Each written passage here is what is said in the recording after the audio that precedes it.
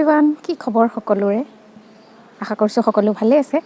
পুনৰবাৰ মোৰ চেনেলটোলৈ আপোনালোকক স্বাগতম জনাইছোঁ আন এটি নতুন ব্লগৰ সৈতে। আজি এটা বেলেগ ৰেচিপি দেখাবলৈ গৈ আছোঁ আৰু মই ফাৰ্ষ্ট টাইম খাইছোঁ আৰু আপোনালোককো দেখুৱাওঁ আপোনালোকে এনেদৰে খাইছেনে। ব্লগটো সঁহাৰি জনাব আৰু লাইক, শ্বেয়াৰ, ছাবস্ক্ৰাইব কৰিবলৈ নাপাহৰিব আৰু যদি আপুনি মোৰ ফেচবুক পেজত চাই আছে তেন্তে পেজটো ফ'ল' কৰিবলৈ নাপাহৰিব। তেন্তে আহক ভিডিঅ'টো আৰম্ভ কৰিছোঁ। আৰু আজি আবেলিৰ পৰা ভিডিঅ'টো আৰম্ভ কৰিছোঁ আৰু ৰেচিপিটো একচুৱেলি মই বনোৱা নহয়, ৰেচিপিটো য'ত বনোৱা হ'ব তালৈকে যাওঁ আহক।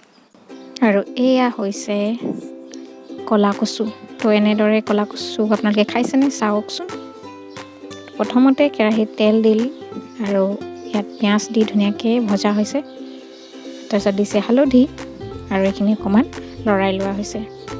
আৰু এতিয়া গোটেই কচুখিনি এনেদৰে দিছে। কচুখিনি একচুৱেলি কোমলীয়া চাই চিঙা হৈছে, সেইটো কাৰণে কটা হোৱা নাই।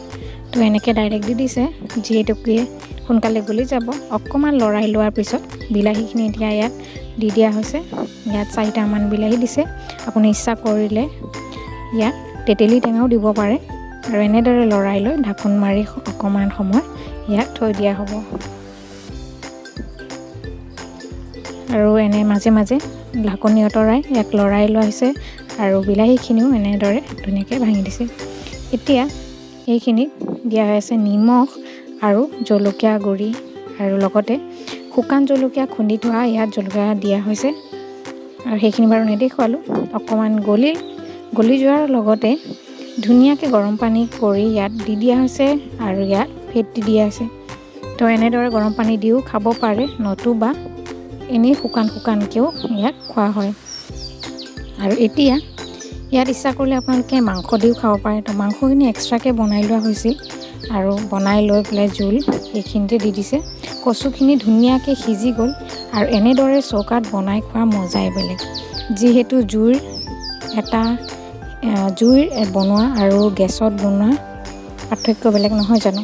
জুইত বনোৱা টেষ্ট বেলেগ আৰু গেছত বনোৱা টেষ্ট বেলেগ হয়। তো এয়া চাওক, বনাই ৰেডি হৈ গ'ল। কি সোনকালে নহয় জানো।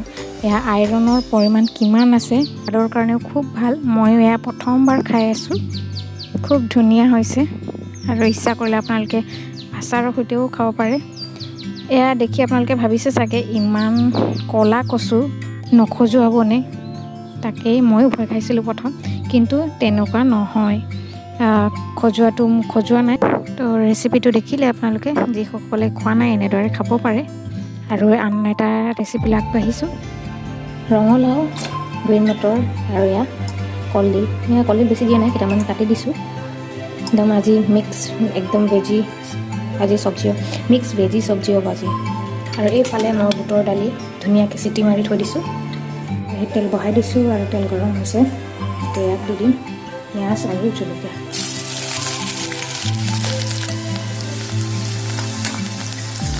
এতিয়া ইয়াত দিছোঁ আদা নহৰু খুন্দি লোৱা।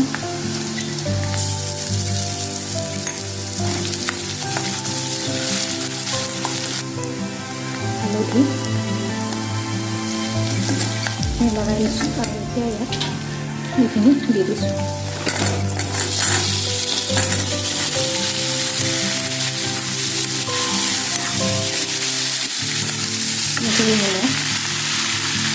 জিৰা আৰু ধনিয়া গুড়ি এইখিনি ধুনীয়াকৈ লগাই লৈ অকণমান সময় ঢাকনি থৈ দিম। আৰু এয়া আধা সিজিছে, এতিয়া ইয়াত বুটৰ দালিখিনি দি দিম।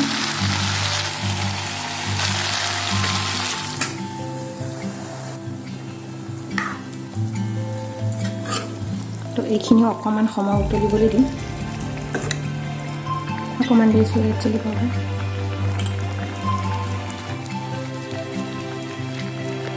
এইখিনি অকণমান উতলিব আৰু এয়া হৈ গৈছে তৰকাৰী, খুব ধুনীয়াকৈ সিজিছে।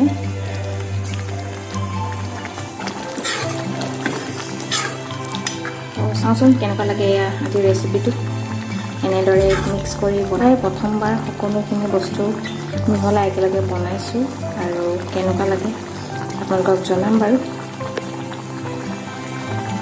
তো এয়া আছিল পাচলি তৰকাৰী।